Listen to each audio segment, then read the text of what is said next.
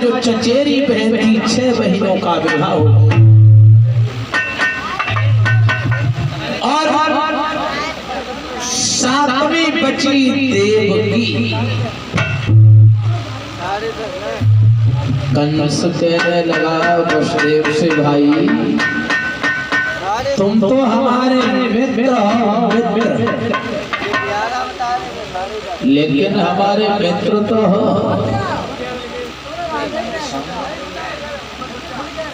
हमारे मित्र हो और मित्र की बहन हुआ करती है।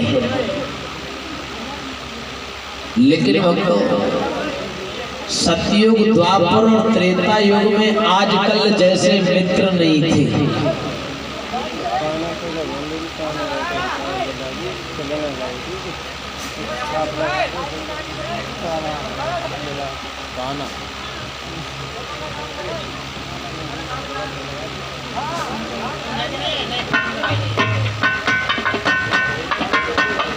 और ये 51 रुपये आए हैं,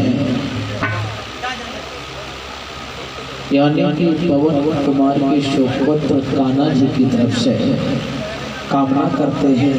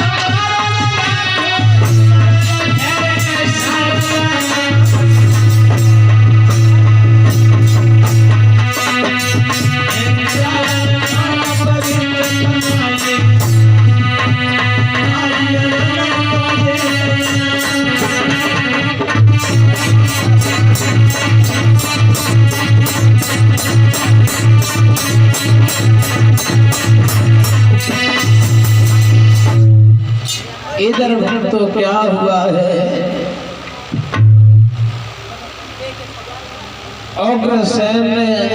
उग्रसेन के पुत्र कंस ने वसुदेव से कहा, आर्य वसुदेव जो थे वो 10 भाई थे। बटेश्वर के पास सोड़पुर गांव के रहने वाले थे और कंस के बहुत बड़े मित्र थे, लेकिन भक्तों आजकल जैसे मित्र नहीं थे। पहले के और अब के मित्रों में बहुत बड़ा अंतर है। कितना बड़ा अंतर है? पहले के मित्र जो थे, अगर मित्र को कोई परेशानी हुआ करती थी तो वो दुखी हो जाता था। लेकिन आजकल के मित्र मित्रता भक्तों का तो तब करेंगे तुम्हारे घर में पैसा हो, और या तो मित्रता तब करेंगे तुम्हारे घर में सुंदर बहन बेटी हो। आजकल मित्रता करने का जमाना बिल्कुल नहीं रहा। हमने तो लाइनें लिखी,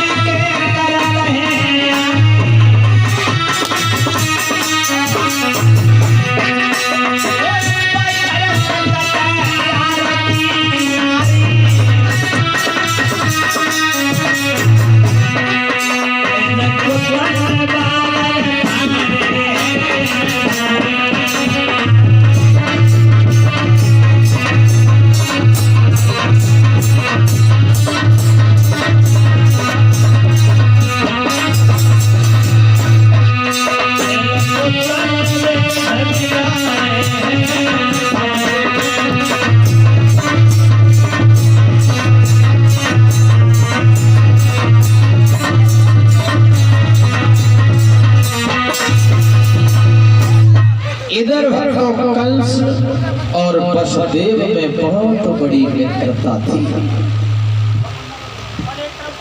यानी कि बहुत बड़े मित्र थे। लेकिन वो आजकल जैसे मित्र नहीं थे। आजकल के मित्र कैसे मित्र हैं?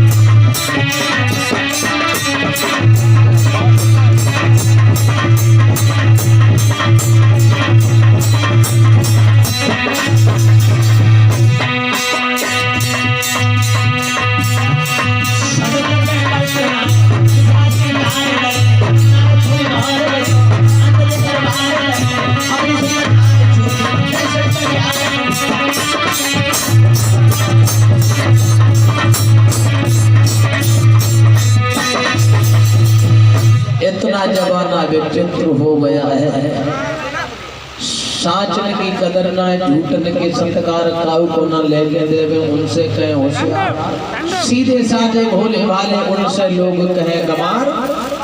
चोर को बतावे साहू, चोर बने साहूकार। देखो कैसी गाड़ी लगाई नहीं रहती है।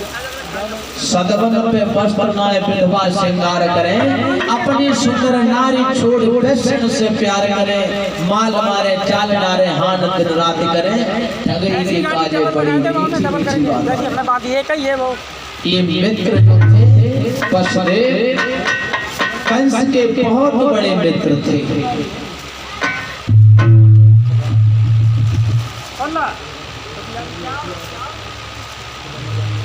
ना लगा पाई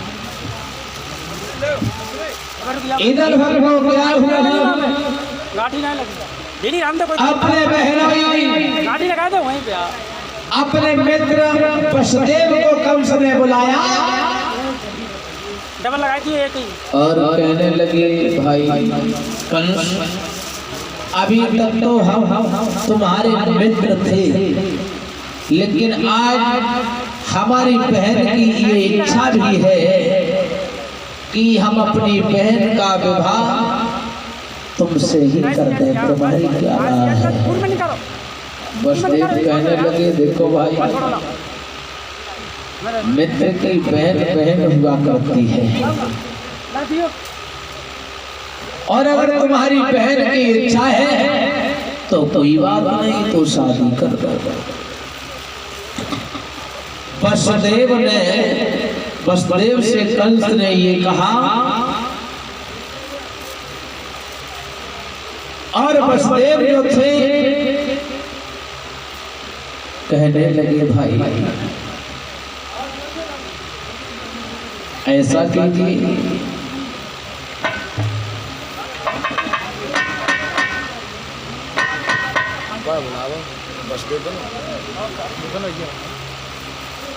आ जाओ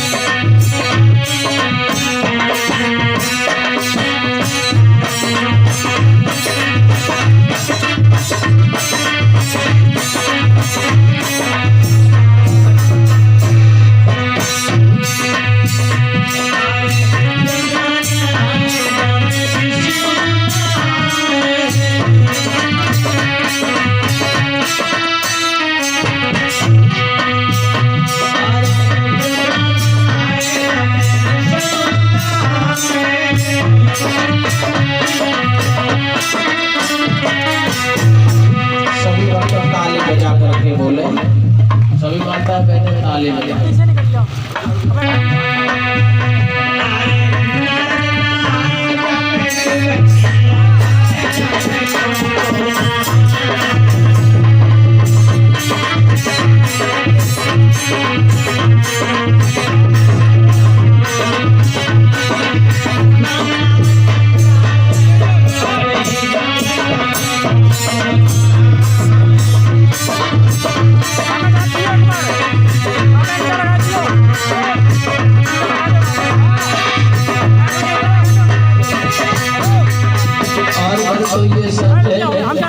गंगा में स्नान करने से तन पवित्र हो जाता है, लेकिन मन पवित्र कभी नहीं होता।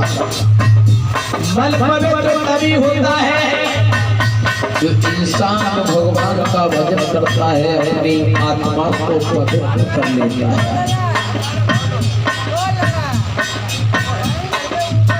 भजन तो क्या है? भजन क्या है कि मन की तरंगे मार लो बस हो गया भजन,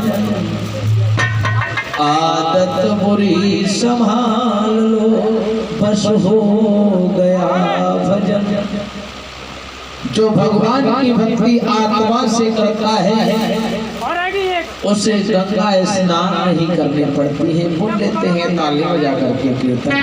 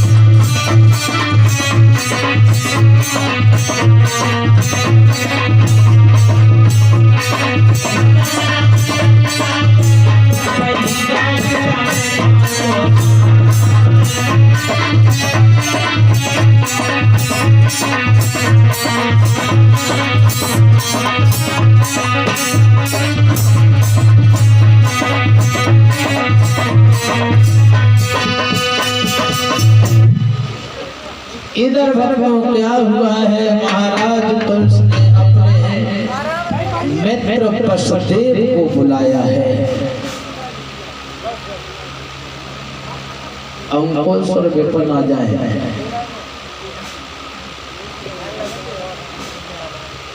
कंस ने वसुदेव को बुलाया और ये कहा, भाई हमारी बहन की भी ये इच्छा है कि हम वसुदेव से ही विवाह कर लेंगे।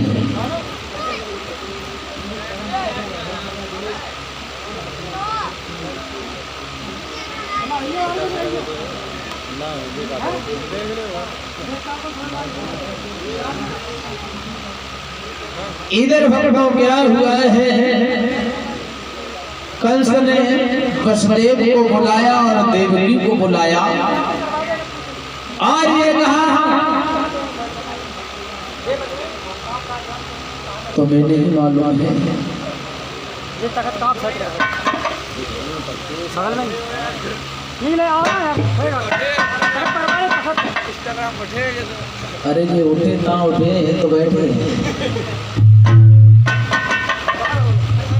इधर हमको क्या हुआ है, वसुदेव और कंस ने वसुदेव को बुलाया और ये कहा, तुम्हें नहीं मालूम है हमारे मित्र और हमारी बहन की भी ये इच्छा है कि हम वसुदेव से ही विवाह करेंगे।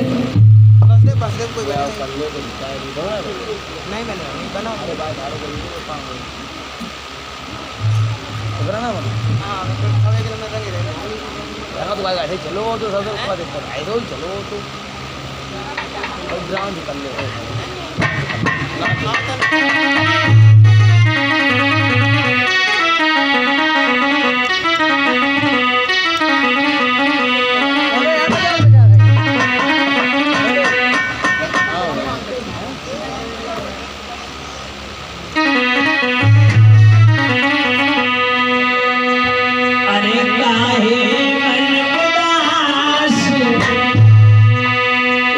पवन भैया पति पत्नी में लड़ाई हुई गई और लड़ाई गई इतनी भई जो मातूर हो गई, पत्नी नाराज हुई कि मैं के चली गई।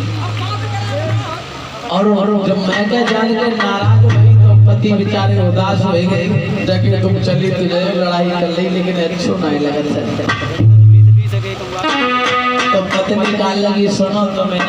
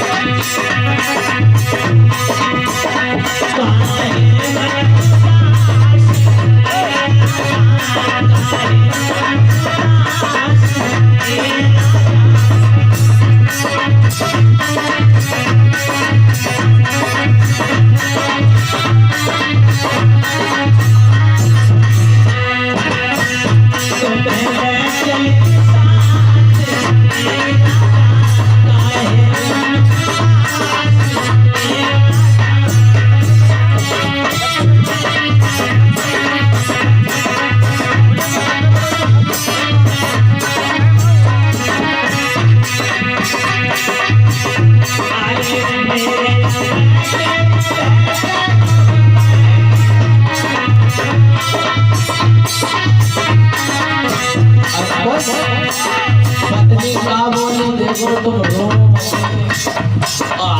साथ ही लेके चले थोड़ा बहुत तो कर भैया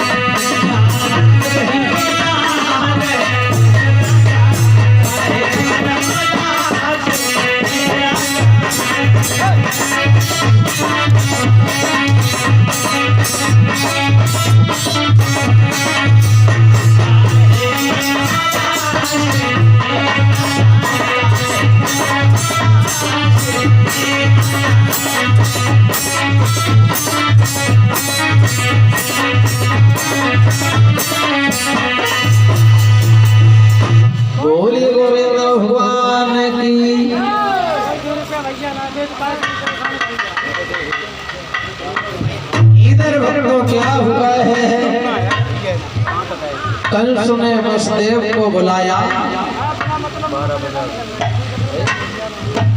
11 बजा भैया हम पहुंचा दी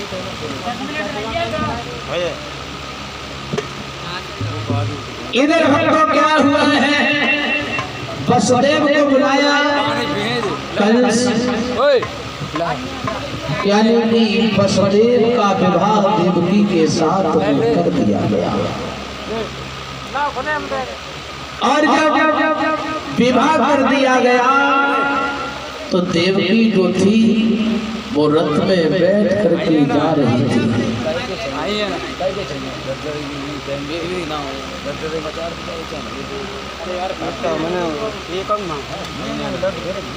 इधर तो क्या हुआ है, जैसे ही देवकी का विवाह हुआ और कंस अपनी बहन को विदा कर रहा था और उधर आकाशवाणी हुई है, हे कंसराज, जैसे तू अपनी बहन को हंसी खुशी से बना रहा है उसी तेरे काले आंचल में तेरा काल पल रहा है। आकाशवाणी हुई, देवकी को रथ में बैठाना लेकर के चला। अरे रथ में देवकी जा रही है और पीछे से कैलाश आ रहा है।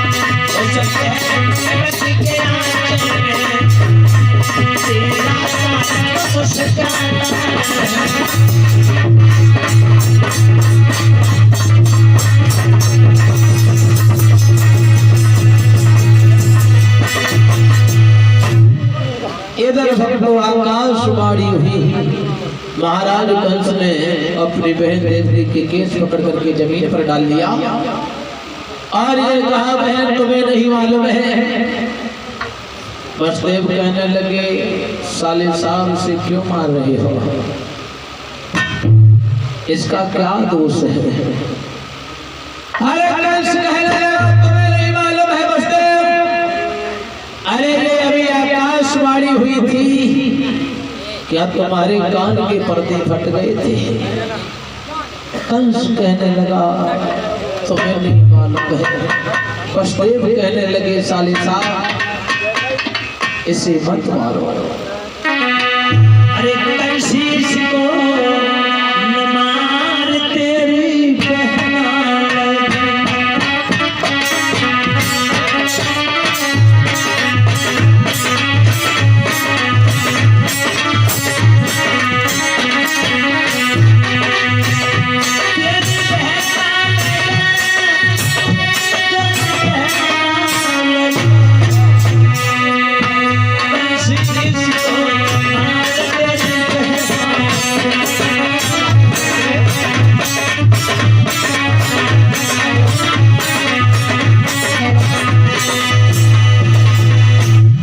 कंस कहने लगा, तुम्हें नहीं मालूम है, बगैर मतलब में किसी पर पाप नहीं होता है और जब प्राणों पे आ जाती है तो बेटे का बाप नहीं होता है।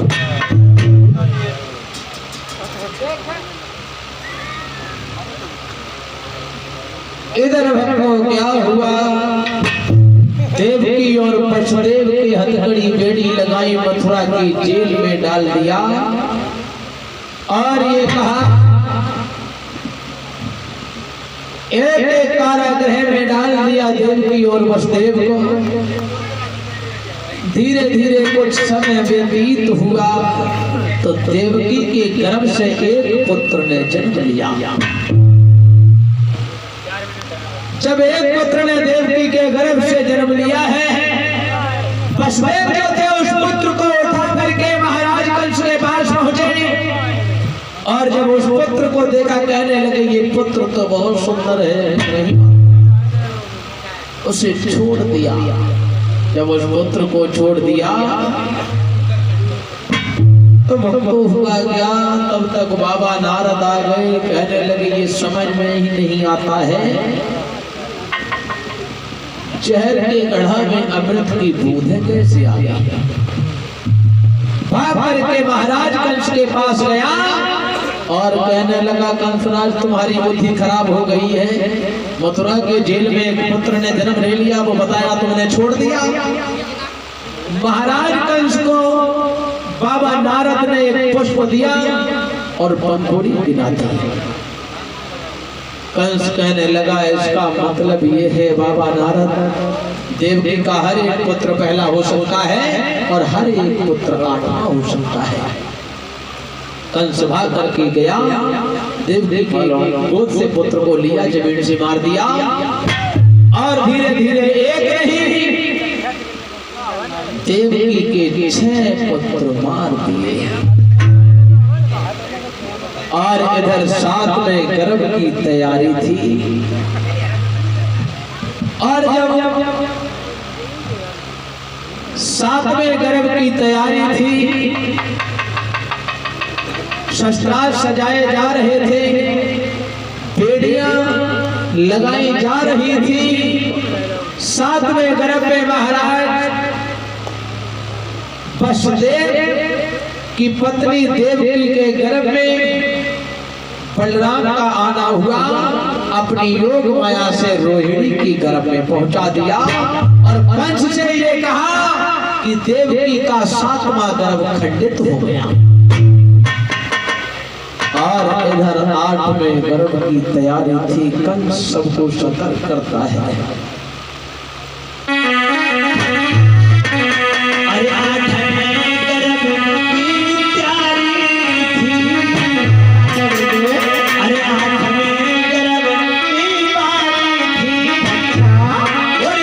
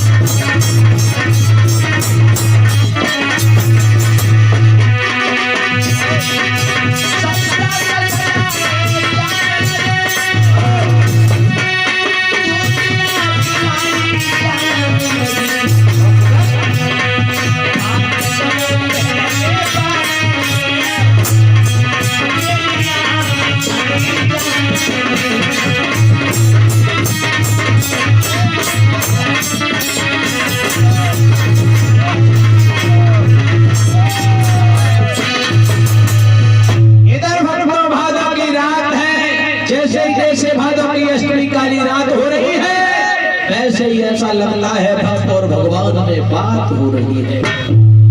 मथुरा की जेल की दीवार में एक छोटा सा प्रतिबिंब बना और देवकी के उधर में पीड़ा हुई और ऐसा अंधेरा हुआ। यादवेंद्र सरकार योगीराज कृष्ण का अवतार हो गया। बोले कृष्ण भगवान की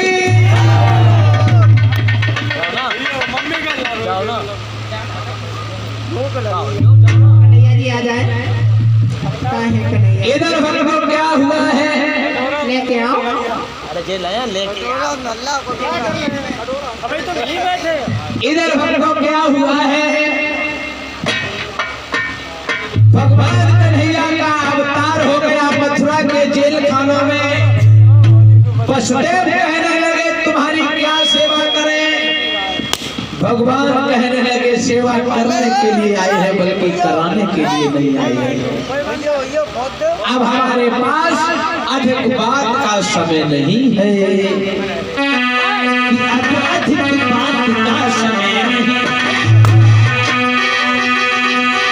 और सेवा करने का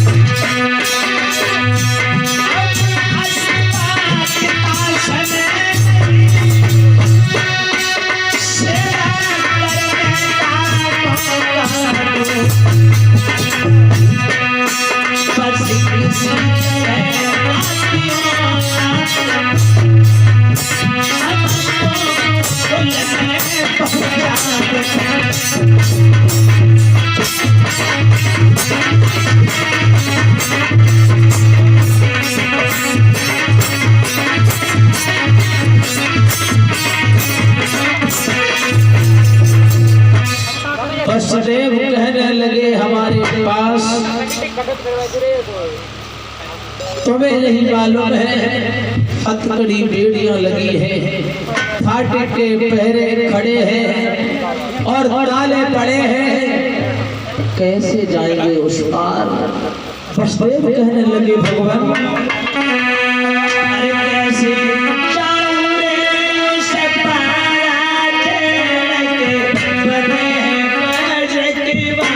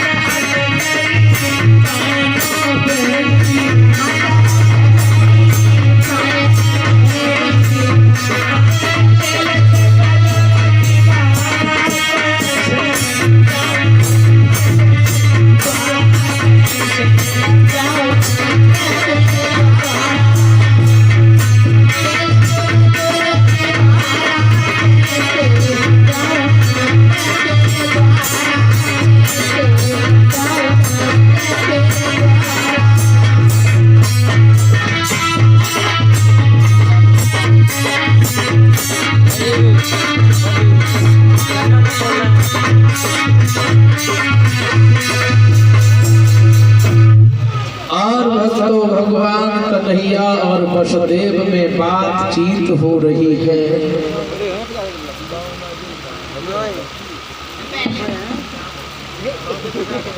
इधर भक्तों क्या हुआ है, इतनी बात कहने की देरी थी।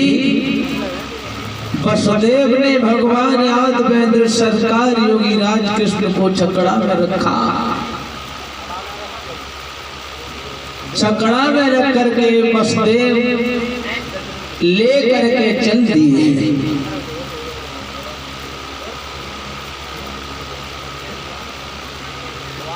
वसुदेव गुनगुनाते हुए गाते हुए आगे बढ़े हैं। यमुना मैया ने विचार किया है, भगवान यादवेंद्र सरकार योगी राज कृष्ण धीरे से ही निकले जाते हैं। बड़ा सौभाग्य है।